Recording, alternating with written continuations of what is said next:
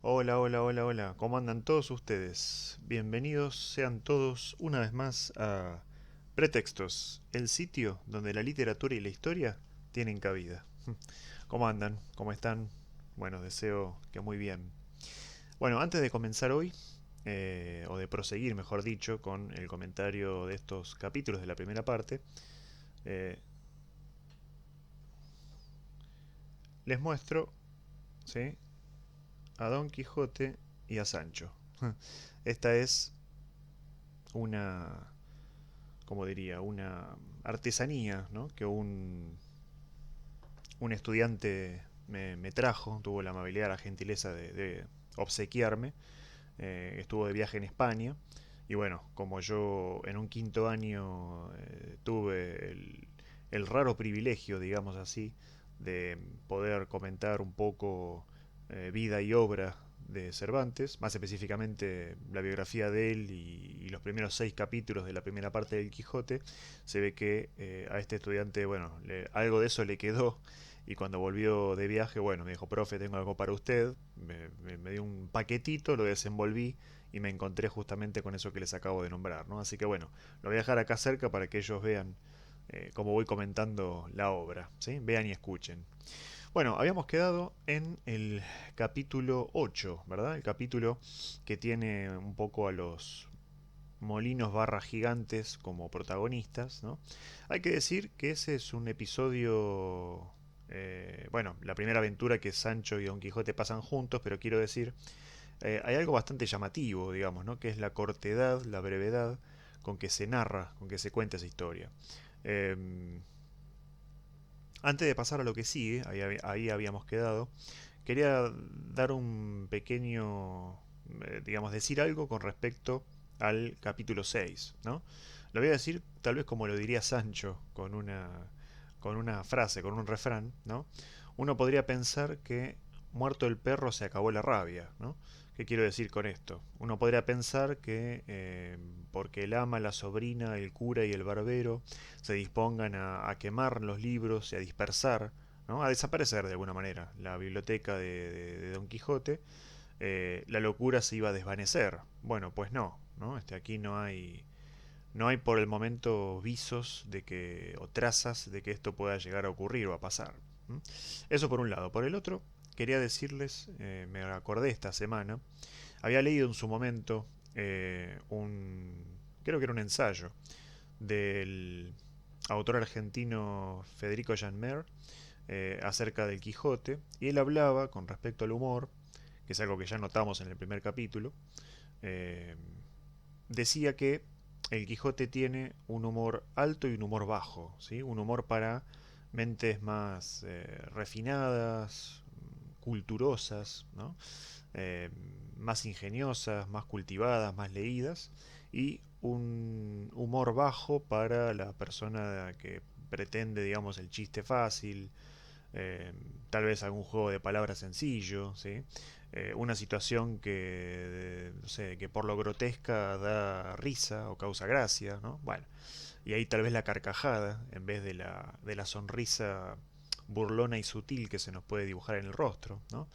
En ese sentido, creo, es una obra bastante democrática, porque más allá de qué público congregue el Quijote, ¿sí?, y haya congregado y seguirá congregando, lo cierto es que si divierte tanto a las personas que tienen mucha cultura como a las que no tienen, bueno, me parece uno de los grandes, uno, no el único, uno de los grandes aciertos del autor, ¿sí? Bueno, esto quería comentarles antes de pasar, ¿no?, a comentar lo que sigue. Bueno, en este mismo capítulo 8, eh, Don Quijote tiene, no sé si decir la suerte o la desgracia, de cruzarse con eh, una, digamos, con una compañía, ¿no?, un grupo de personas que iba allí viajando, entre los cuales aparece un vizcaíno, ¿sí? Y bueno, hay un cruce de palabras entre los dos personajes, el vizcaíno y Don Quijote. Don Quijote saca su espada para pelear, el vizcaíno lo mismo, y en un momento se interrumpe la narración, ¿sí? Dice el narrador, uno de los narradores, y por acá viene el comentario, dice uno de los narradores que en ese momento quedaron las espadas en alto y ahí se terminó la narración, ¿no? Entonces, raro esto, digo, ¿no? Cuando lo leí por primera vez me llamó la atención. Bueno, en el capítulo siguiente, que es el noveno, lo que ocurre es que aparece un personaje, que no sabemos si es el mismo autor, el narrador, a mí no me quedó muy claro, que encuentra, digamos, un cartapacio, ¿no? Un rollo escrito en árabe, de un tal Cide Hamete Benengeli. Y bueno, sé que Cid o Cide, por el cantar de Mio Cid, significa señor, ¿no? Así que podemos decir del señor Hamete Benengeli, eh, donde se continúa la historia de Don Quijote de la Mancha, ¿no? Entonces, lo que dice este personaje, ¿sí? Es que hizo traducir ese cartapacio de, digamos, de a quien se lo encomendó, ¿sí? Que presto y pronto lo iba a hacer, y de esa manera, y gracias a ese artilugio, digamos, podemos seguir leyendo la historia de Don Quijote, ¿no? Que si no fuese por eso, quedaría interrumpida en ese punto, ¿sí? Bueno, esto es algo que ya Cervantes plantea, ¿no? En el primer capítulo, si ustedes recuerdan, se juega un poco, o él juega un poco con los apellidos, ¿no? De Alonso. No se sabe si es Quesada, Quejana o Quijada, ¿no? Que dice algo así como que los autores no se ponen de acuerdo en este punto. Eh, Habla en otro momento, bueno, sí, de Hamete Benengeli aparece ya en el capítulo 9.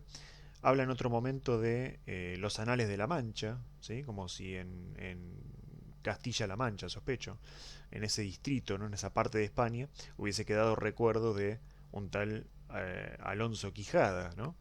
Eh, que no es otro que, digamos, que la versión anterior a Don Quijote, si quieren ustedes, ¿no? Antes de que él se bautice. Así que, de alguna manera, esto que Cervantes propone, ¿sí? De jugar un poco, de embarrar un poco la cancha, embarrarla bien, digo, ¿no? No para que el lector se haga mala sangre, sino para que, de alguna manera, darle un poco más de juego, ¿no? Literario. Es algo que después se ha utilizado en la literatura. Yo recuerdo de memoria un solo caso, debe haber muchísimos, no digo que no, de esto mismo aplicado a otra literatura, o a literatura escrita en otras partes del mundo, y tiene que ver con el comienzo de otra vuelta de tuerca de Henry James, ¿no? Si no recuerdo mal, el narrador dice que la historia que va a contar encontró los manuscritos en un arcón, en una especie de baúl, y bueno, básicamente ese es un poco el artilugio gracias al cual nos llega esa historia de Henry James, ¿no? Yo no sé si Henry James leyó el Quijote, no tengo la menor idea, tal vez lo sacó de algún otro lugar, como recurso literario lo digo, ¿no? No tengo idea, no lo sé, no lo voy a aseverar, pero me da la sensación de que eh, esto es algo que Cervantes, digamos, utiliza muy bien y que sirve para la narrativa posterior, ¿sí? Esto de que, bueno, la historia continúa gracias a que, bueno, se pudo traducir del árabe, ¿no? Va. Eh, Bien, ahora, en el capítulo siguiente, ¿sí? Que creo que es el capítulo... no, perdón, no terminé de comentar este. Bueno, entonces, ¿qué es lo que pasa? Se traduce el, del árabe al español y entonces sabemos cómo terminó, ¿verdad? El enfrentamiento entre Don Quijote y el vizcaíno y cómo prosigue toda la historia, ¿sí? Ahora sí, en el capítulo que sigue eh, nos encontramos con que eh, Sancho dialoga más, ¿no? Sancho, digamos que a esta altura es un personaje bastante nuevo, digamos, ¿no? Conocemos un poco más, me parece, a Don Quijote que a Sancho. Sancho apareció unos capítulos antes del que estoy comentando. Pero, si ustedes recuerdan lo que dije, creo, en el video anterior, verán que más o menos es un personaje que tiene esos contornos, por lo menos para mí, ¿no? Esa imagen más o menos definida. Y sí noté que el personaje dialoga más, ¿sí? Hay algo que ocurre entre ambos, entre estos dos vecinos de la Mancha, vamos a decir, que tiene que ver con que comparten su primera comida, ¿sí? Como dos buenos amigos, vamos a decir. ¿Mm? Bueno, antes de pasar al capítulo que voy a comentar último hoy, que es justamente el 11, eh, hay algo que quiero decir, ¿no? Que va un poco a repercutir en toda la obra. tiene que ver con lo siguiente. Nadie, hablando del autor, ¿no? Y de algún elemento biográfico volcado en la obra, o combinado en la obra, mejor dicho.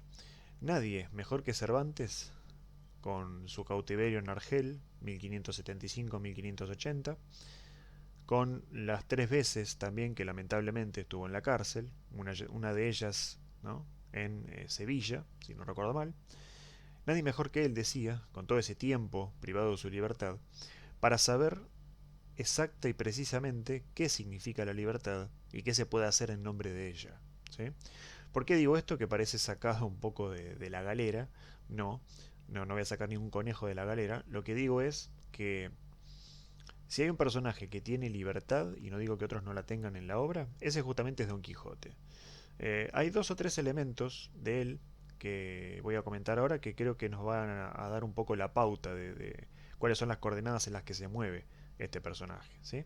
Este personaje, si recuerdan el capítulo 1, se cambió el nombre. ¿Sí?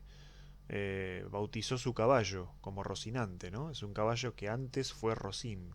Rocín ante. eh, Inventa a los demás.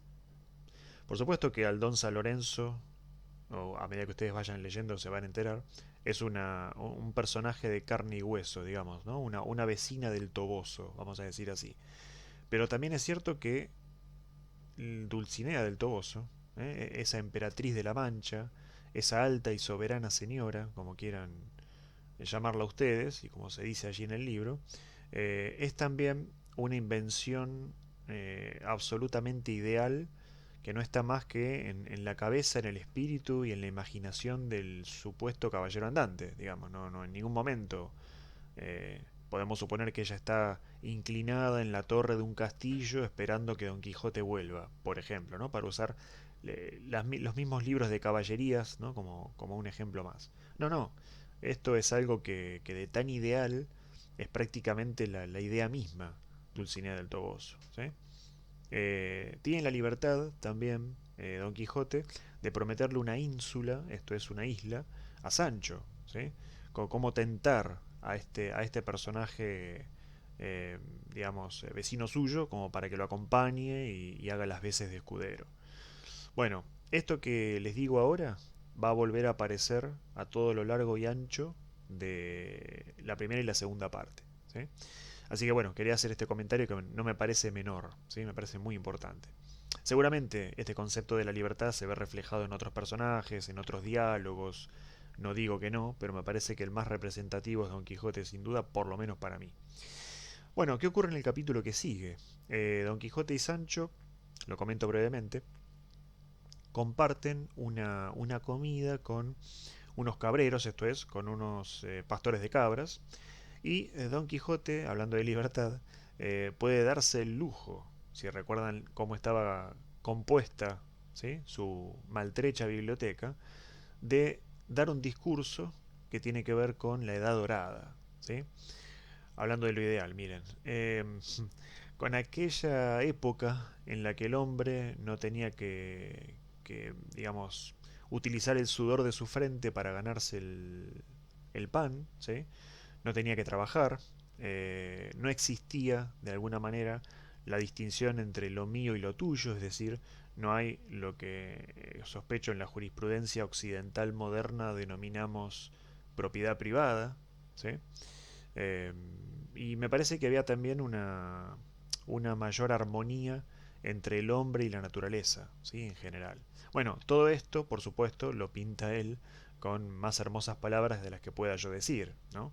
Baste leer justamente ese, digamos, ese capítulo que estoy comentando como para darse cuenta que evidentemente Don Quijote es alguien muy instruido, muy leído, alguien que conoce las artes y las letras y las ciencias y bueno, ¿no? Es casi un experto, un especialista en casi cualquier materia que se le pregunte, ¿no? Realmente es una maravilla de personaje. Bueno, esto ha sido todo por hoy. Me despido. Muchísimas gracias por verme. Gracias por los comentarios, por los saludos, por los mensajes. Y nos vemos en el próximo video. Estén todos ustedes muy bien.